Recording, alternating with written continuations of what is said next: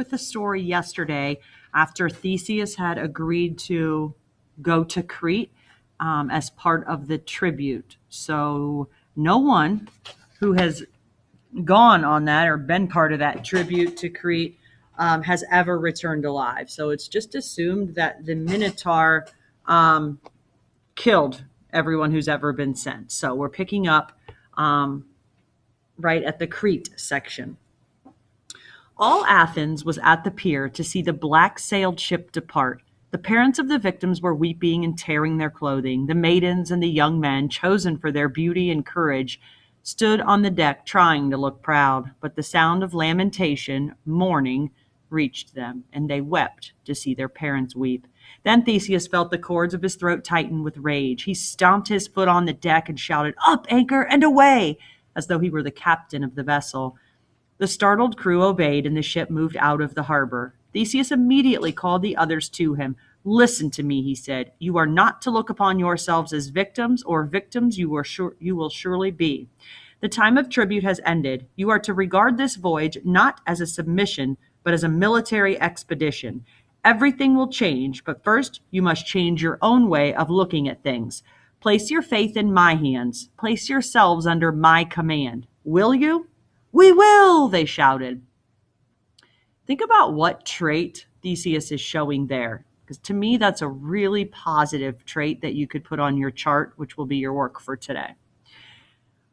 Good. Now I want every man to instruct every girl in the use of the sword and the battle axe. We may have to cut our way to freedom. I shall also train you to respond to my signals, whistles, hand movements. For if we work as a team, we may be able to defeat the Minotaur and confound our enemies.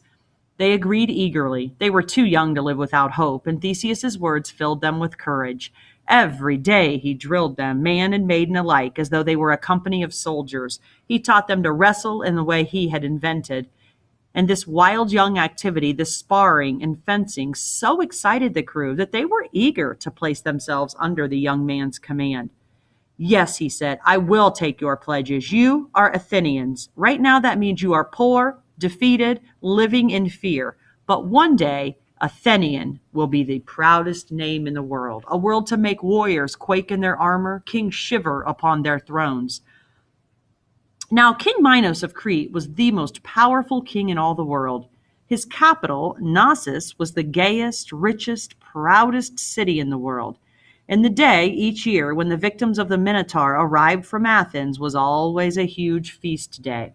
People mobbed the streets, warriors with shaven heads and gorgeous feathered cloaks, women in jewels and topless dresses, children, farmers, great swaggering bull herders, lithe bullfighters, dwarfs, peacocks, elephants, and slaves from every country known to man. The streets were so jammed that no one could walk freely, but the king's guard kept a lane open from quayside to palace. That's from where the ship will come in. And here, each year, the 14 victims were marched so that the whole city could see them, marched past the crowd to the palace to be presented to the king to have their beauty approved before giving them to the Minotaur. On this day of arrival, the excited harbor master came puffing to the castle, fell on his knees before the throne, and gasped, "Pity, great king, pity!" And then in a voice strangled with fright, the harbor master told the king that one of the intended victims, a young man named Theseus, demanded a private audience with Minos before he would allow the Athenians to disembark to leave the ship for land. "My warships," thundered Minos, "the harbor is full of triremes. Let the ship be seized and this Theseus and his friends dragged here through the streets." "It cannot be, your majesty. Their vessel stands over the narrow neck of the harbor, and he swears to scuttle it right there, sink it, block the harbor if any of our ships approach." "Awkward, very awkward," murmured Minos. "He's quite resourceful for an Athenian, this young man. He's worth taking a look at. Let him be brought to me." Thereupon Theseus was informed that the king agreed to see him privately. He was led to the palace, looking about eagerly as he was ushered down the lane past the enormous crowd. He had never seen a city like this. It made Athens look like a little fishing village. He was excited, and he walked proudly, head high, eyes flashing. When he came to the palace, he was introduced to the king's daughters, two lovely young princesses, Ariadne and Phaedra. I regret that my queen is not here to greet you, said Minos, but she has become attached to her summer house in the labyrinth and spends most of her time there. The princesses were silent, but they never took their eyes off of Theseus. He could not decide which one he preferred. Ariadne, he supposed. The other was still really a little girl.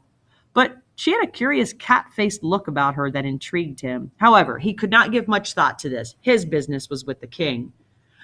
Finally, Minos signaled the girls to leave the room and motioned Theseus toward his throne. You wanted to see me alone, he said. Here I am. Speak. I have a request, your majesty. As the son of my father, Aegeus, king of Athens, and his representative in this court, I ask you formally to stop demanding your yearly tribute. Oh, heavens, said Minos. I thought you'd have something original to say, and you come with this threadbare old petition? I've heard it 1,000 times and refused it 1,000 times. I know nothing of what has been done before, said Theseus, but only of what I must do. You laid this tribute upon Athens to punish the city, to show the world that you were the master. But it serves only to degrade you, to show the world that you're a fool. Feeding you to the Minotaur is much too pleasant a finale for such an insolent rascal, said Minos. I shall think of something of a much more interesting way for you to die, perhaps several ways. Let me explain what I mean, said Theseus. Strange as it seems, I do not hate you. I admire you. You're the most powerful king in the world, and I admire power. In fact, I intend to imitate your career. So what I say in all friendliness, and it is this. When you take our young men and women and shut them in the labyrinth to be devoured by the Minotaur, you're making the whole world forget about Minos, the great general Minos, the wise king. What you are forcing upon their attention is Minos, the betrayed husband, the man whose wife disliked him so much that she eloped with a bull. And this image of you is what people remember.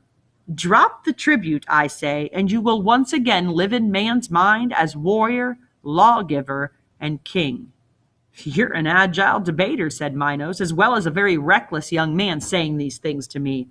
But there is a flaw in your argument. If I were to drop the tribute, my subjects would construe this as an act of weakness.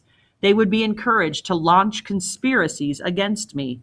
Other countries under my sway would be encouraged to rebel. It cannot be done. Well, I can show you a graceful way to let the tribute lapse, one that will not be seen as a sign of weakness. Just tell me how to kill the monster. Kill the monster, eh? And return to Athens a hero, wipe out your enemies there, and then subdue the other cities of Greece until you become a leader of a great alliance, and then come visit me again with a huge fleet and an enormous army and topple old Minos from his throne? Do I describe your ambitions correctly? The future does not concern me, said Theseus. I take one thing at a time, and the thing that interests me now is killing the Minotaur. Oh, forget the Minotaur, said Minos. How do you even know there is one? How do you know it's not some maniac there who ties sticks to his head? Whatever it is, let him rot there in the labyrinth with his mad mother. I have a better plan for you. My sons are dead. My daughter, Ariadne, I notice, looks upon you with favor. Marry her and become my heir. One day you will rule Crete and Athens both, and all the cities of the sea. So think about that. I mean, that's kind of a deal. All he's got to do is marry King Minos' daughter, and he escapes from having to go face the Minotaur, and he gets the power and the glory that he wants. What will his decision be? Thank you, sir. I appreciate your offer, but I came here to fight a monster. You are mad. Well, perhaps, but this is the only way I know how to be. When I'm your age, when the years have thinned my blood, when rage has cooled into judgment, then I will go in for treaties, for compromises. But now, I must fight. Why is the young fool so confident, thought Minos to himself. He acts like a man who knows he's protected by the gods. Can it be true what they say? Is he really the son of Poseidon? Do I have that kind of enemy on my hands? If so, I will make doubly sure to get rid of him. And then King Minos said aloud, You are wrong to refuse my offer. I suppose you are made so wildly rash by some old wives' gossip in your little village that you are the son of this god or that. Those mountain villages of yours, they're ridiculous. Every time a child does something out of the way, all the crones and hags get together and whisper, "He's the son of a god, really the son of a god." Is that the way of it? Tell the truth now. My truth, said Theseus, is that I am the son of Poseidon. Poseidon, eh? No less. Well, how would you like to prove it? Why should I care to prove it? I know. That's enough for me. The whole world has heard that you are the son of Zeus, who courted your mother Europa in the guise of a white bull. Everyone has heard this tale. Few disbelieve it, but can you prove it? Come with me, said Minos.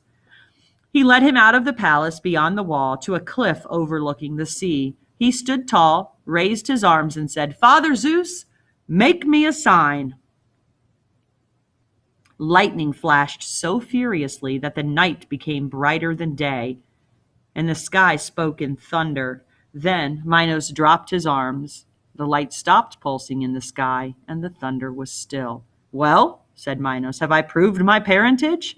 It's an impressive display. Suppose it proves something. Well, then show me that you are the son of Poseidon.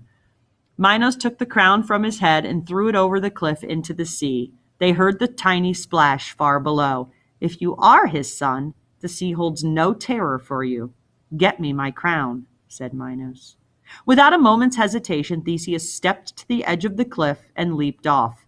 As he fell, he murmured, Father, help me now. Down he plunged, struck the black water, and went under, shearing his way through until he felt his lungs bursting. But he did not kick toward the surface. He let out the air in his chest in a long, tortured gasp, and then breathed in. There was no strangling rush of water, but a great lungful of sweet, cool air, and he felt himself breathing as naturally as a fish. He swam down, down, and as he swam, his eyes became accustomed to the color of the night sea. He moved in a deep green light, and the first thing he saw was the crown gleaming on the bottom. He swam down and picked it up. Theseus stood on the ocean bottom, holding the crown in his hand, and said, All thanks, Father Poseidon. He then waited there for the god to answer him, but all he saw were dark gliding shapes, creatures of the sea passing like shadows.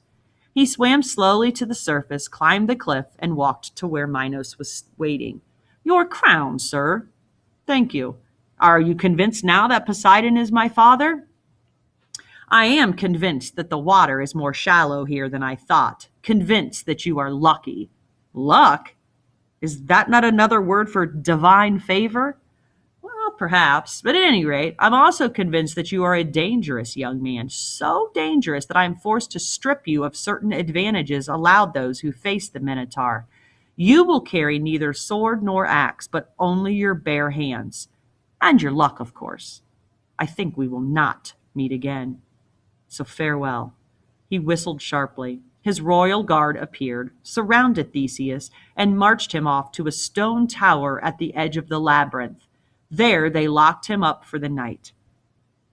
An hour before dawn, Ariadne appeared in his cell and said, I love you, Theseus. I will save you from death if you promise to take me back to Athens with you. And how do you propose to save me, lovely princess? Do you know what the labyrinth is? It is a hedge of 1,000 lanes, all leading in and only one leading out. And this one is so concealed, has so many twists and turns and secret windings that no one can possibly find his way out. Only I can travel the labyrinth freely. I will lead you in and hide you. I will also lead you around the central chamber where the Minotaur is and lead you out again. You will not even see the monster. Since no one has ever found his way out of the maze, Minos will assume that you have killed the Minotaur, and you will have a chance to get to your ship and escape before the trick is discovered. But you must take me with you. It cannot be, said Theseus. Don't you believe me? It's all true. Look. She took from her tunic a ball of yellow silk thread and dropped it on the floor. The ball swiftly rolled across the room, unwinding itself as it went. It rolled across the bench, wrapped itself around one of Theseus's ankles, rolled up the wall, across the ceiling, and down again. Then Ariadne tugged sharply on her end of the thread, and the ball reversed itself, rolling back the way it had come, reeling in its thread as it rolled. Back to Ariadne it rolled and leaped into her hand.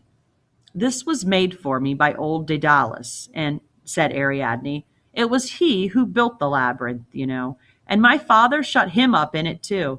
I used to go visit him there. He made me this magic ball of thread so that I would always be able to find my way to him and find my way back. He was very fond of me." "I'm getting very fond of you too," said Theseus. Little flirting going on back with the ancient Greeks, right? "Do you agree?" cried Ariadne. "Will you let me guide you in the labyrinth and teach you how to avoid the monster and fool my father? Say you will, please." "I'll let you guide me through the maze," said Theseus, "right to where the monster dwells.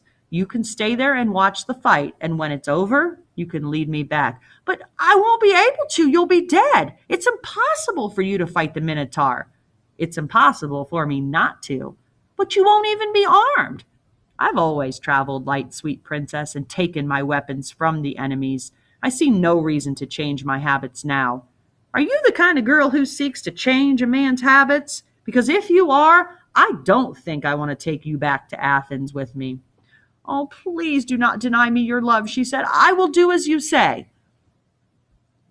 The next morning, when the royal guard led Theseus out of the tower and forced him into the outer lane of the labyrinth, Ariadne was around the first bend waiting. She tied one end of the thread to a branch of the hedge, then dropped the ball. Sorry, I just lost my place.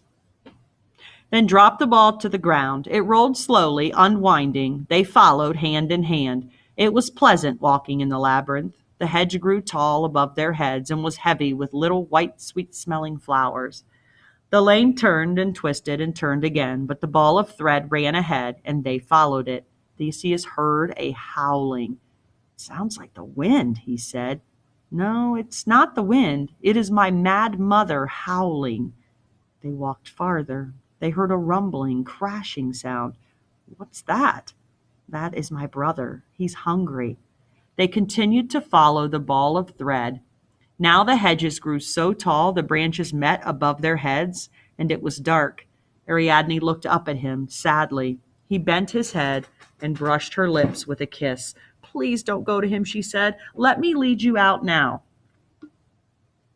"He will kill you. He has the strength of a bull and the cunning or the brain power of a man." "Who knows?" said Theseus. "Perhaps he has the weakness of a man and the stupidity of a bull." He put his hand over her mouth. "Anyway, let me think so, because I have to fight him, you see, and I'd rather not frighten myself beforehand." The horrid roaring grew louder and louder. The ball of thread ran ahead, ran out of the lane into an open space, and here, in a kind of meadow surrounded by the tall hedges of the labyrinth, stood the Minotaur. Theseus could not believe his eyes. The thing was more fearsome than in his worst dreams. What he had expected was a bull's head on a man's body, but what he saw was something about 10 feet tall, shaped like a man, like an incredibly huge and brutally muscular man, but covered with a short, dense brown fur. It had a man's face, but a squashed, bestialized one, with poisonous red eyes, great blunt teeth, and thin, leathery lips. Sprouting out of its head were two long, heavy, polished horns. Its feet were hooves, razor sharp. Its hands were shaped like a man's hands, but much larger and hard as horn. When it clenched them, they were great fists of bone. It stood pawing the grass with a hoof, peering at Theseus with its little red eyes. There was a bloody slaver or drool on its lips. Now, for the first time in all his battles, Theseus became unsure of himself. He was confused by the appearance of the monster. It filled him with a kind of horror that was beyond fear, as if he were wrestling a giant spider. So when the monster lowered its head and charged, thrusting those great bone lances at him, Theseus could not move out of the way. There was only one thing to do. Drawing himself up on tiptoe, making himself as narrow as possible, he leaped into the air and seized the monster's horns. Swinging himself between the horns, he somersaulted onto the Minotaur's head where he crouched, gripping the horns with desperate strength. The monster bellowed with rage and shook its head violently, but Theseus held on. He thought his teeth would shake out of his head. He felt his eyeballs rattling in their sockets, but he held on. Now, if it can be done without one's being gored, somersaulting between the horns is an excellent tactic when fighting a real bull. But the Minotaur was not a real bull, it had hands.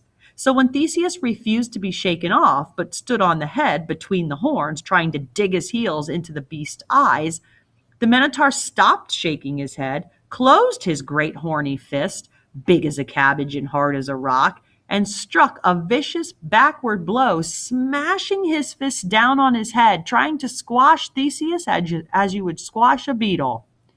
This is what Theseus was waiting for. As soon as the fist swung toward him, he jumped off the Minotaur's head, and the fist smashed between the horns full on the skull. The Minotaur's knees bent, he staggered and fell over. He had stunned himself. Theseus knew he had only a few seconds before the beast would recover his strength. He rushed to the monster, took a horn in both hands, put his foot against the ugly face, and putting all his strength in a sudden tug, he broke the horn off at the base. He leaped away. Now he too was armed, and with a weapon taken from the enemy. The pain of the breaking horn goaded the Minotaur out of his momentary swoon. He scrambled to his feet, uttered a great choked bellow, and charged toward Theseus, trying to hook him with his single horn. Bone cracked against bone as Theseus parried with his horn. It was like a duel now, the beast thrusting with his horn, Theseus parrying, thrusting in return. Since the Minotaur was much stronger, it forced Theseus back until it had Theseus pinned against the hedge. As soon as he felt the first touch of the hedge, Theseus disengaged, ducked past the Minotaur, and raced to the center of the meadow where he stood, poised, arm drawn back. For the long pointed horn made as good a javelin as it did a sword, and so it could be used at a safer distance. The Minotaur whirled and charged again. Theseus waited until he was 10 paces away, and then he whipped his arm forward, hurling the javelin with all his strength. It entered the bull's neck and came out the other side. But so powerful was the Minotaur's rush, so stubborn his bestial strength, that he trampled on with the sharp horn through his neck and ran right over Theseus, knocking him violently to the ground. Then it whirled to try to stab Theseus with its horn, but the blood was spouting fast now, and the monster staggered and fell on the ground beside Theseus. Ariadne ran to the fallen youth. She turned him over, raised him in her arms. He was breathing. She kissed him. He opened his eyes, looked around, and saw the dead Minotaur. Then he looked back at her and smiled. He climbed to his feet, leaning heavily on Ariadne. "Tell your thread to wind itself up again, princess. We're off to Athens." When Theseus came out of the labyrinth, there was an enormous crowd of Cretans gathered. They had heard the sound of fighting and, as the custom was, had gathered to learn of the death of the hostages. When they saw the young man covered with dirt and blood, carrying a broken horn, with Ariadne clinging to his arm, they raised a great shout. Minos was there, standing with his arms folded. Phaedra was at his side. Theseus bowed to him and said, "Your Majesty, I have the honor to report that I have rid your kingdom of a foul monster." "Prince Theseus," said Minos, "according to the terms of our agreement, I must release you and your fellow hostages." "Well, your daughter helped me, King. I have promised to take her with me. Have you any objection?" "I fancy it's too late for objections. The women of our family haven't had much luck in these matters. Try not to be too beastly to her." "Father," said Phaedra, "she'll be lonesome there in far-off Athens. Can I go with her and keep her company?" "You too?" said Minos. He turned to Theseus. "Truly, young man, whether or not Poseidon has been working for you, Aphrodite surely has." "I will take good care of your daughters, King," said Theseus. "Farewell." And so, attended by the royal guard, Theseus, his 13 happy companions, and the 2 Cretan princesses, walked through the mob streets from the palace to the harbor. There they boarded their ship. It was a joyous ship that sailed northward from Crete to Athens. There was feasting and dancing night and day, and every young man aboard felt himself a hero too, and every maiden a princess. And Theseus was lord of them all, drunk with strength and joy. He was so happy that he forgot his promise to his father. He forgot to tell the crew to take down the black sail and raise a white one. Now King Aegeus, keeping a lonely watch on the hill of the temple, saw first a tiny speck on the horizon. He watched it for a long time and saw it grow bigger and then bigger. He could not tell whether the sail was white or black, but as it came nearer, his heart grew heavy. The sail seemed to be dark. The ship came nearer, and he saw that it did, in fact, wear a black sail. He knew that his son was dead. I have killed him, he cried. In my weakness, I sent him off to be killed. I am unfit to be king, unfit to live. I must go to Tartarus immediately and beg his pardon there. So the old king leaped from the hill, dived through the steep air into the sea far below, and was drowned. He gave that lovely blue, fatal stretch of water its name for all of time, the Aegean Sea. So the Aegean Sea, you'll see, is still on a map, right? The Aegean Sea exists. So this is how the Aegean Sea, according to Greek mythology, got its name, because King Aegeus jumped in that part of the water, committing suicide, and so that sea is named after him. Theseus, upon his return to Athens, was hailed as king. The people worshipped him.